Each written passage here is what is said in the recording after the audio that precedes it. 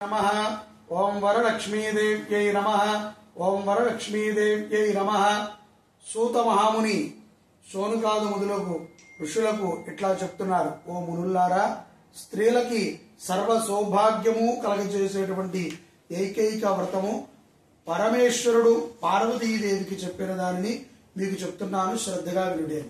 కైలాస పర్వతమంతా కూడా వజ్రవైఢూర్య మణిమాణిక్య కిరణంతో సింహాసనమణి పరమేశ్వరుడు ఉన్నాడంట.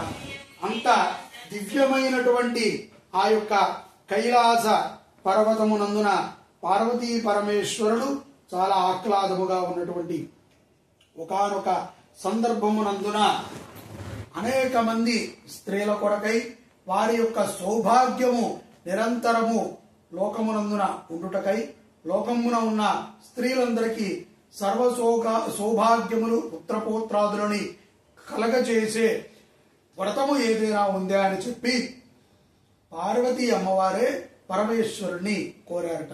అప్పుడు పరమేశ్వరుడు చెప్పుకొచ్చాట, ఓ మనోహరై, స్త్రీలకి పుత్రపౌత్రాది సంపదలని కలగజేయు వరలక్ష్మి వ్రతము ఒకటి ఉంది.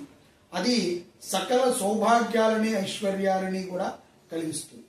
ఇది శ్రావణ మాసములో పౌర్ణమికి ముందుగా వచ్చేటువంటి శుక్రవారం నాడు చేయాలి అని పార్వతీదేవికి పరమేశ్వరుడే చెప్పి ఉన్నట్ట.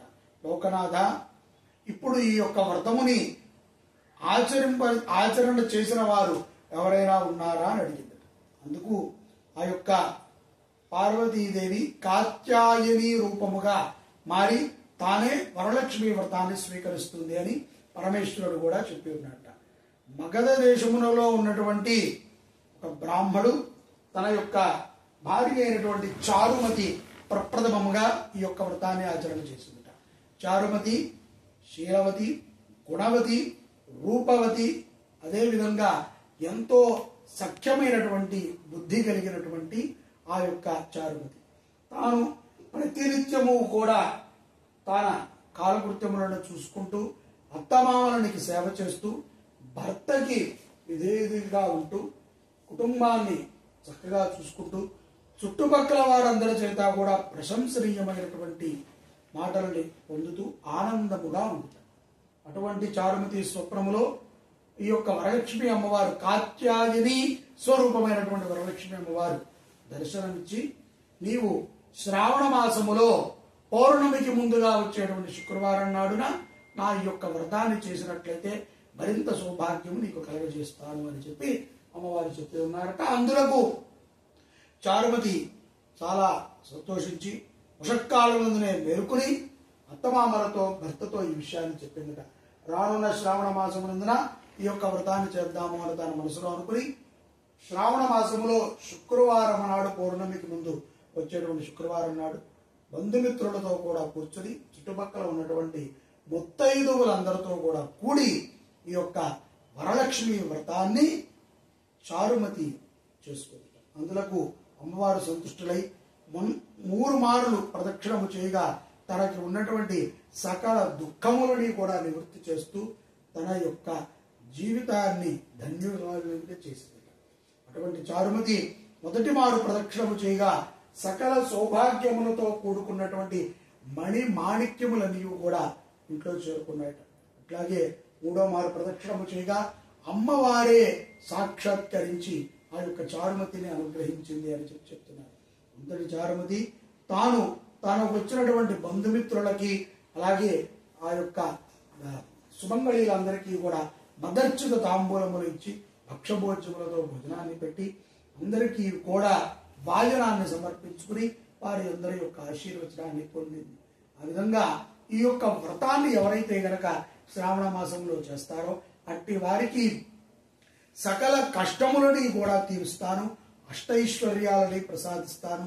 అంతేకాకుండా క్షయ, పాండు, వ్రణ, మేహ, భగంధరాది సకల రోగాల నుంచి కూడా విముక్తి చేస్తాను. అంత్యమునందున విష్ణు సాయుధ్యం పొందే విధముగా వారికి జ్ఞానాన్ని కలిగిస్తాను నాయన అని చెప్పి కాత్యాయని అమ్మవారే ఆ యొక్క చారుమతికి స్వప్నంలో కలిగించి ప్రప్రథమముగా ఈ యొక్క వ్రతాన్ని ఆచరింపజేసింది. అలాగా ఎవరైతే గనక ఈ యొక్క వ్రతాన్ని ఆచరిస్తారో అట్టి వారికి శుభము కలుగుతుంది అని.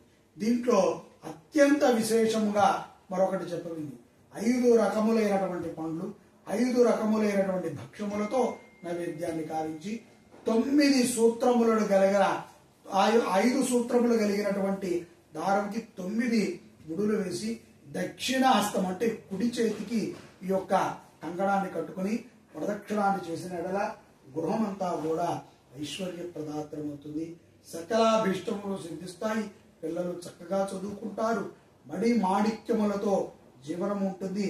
అభోక్తము అంటే గనక ఇంట్లో ఎప్పుడూ కూడా మృష్టాన్న భోజన అధికారము కలుగుతుంది అని చెప్పి పరమేశ్వరుడు చెప్పిన ఈ యొక్క వ్రత సిద్ధాంతము ప్రకారముగా మానవులందరూ కూడా కలియుగమునందు నుంచే ఈ యొక్క వ్రతాన్ని విశేషముగా చేస్తూ అనేక ఫలితములను పొంది ఉన్నారు.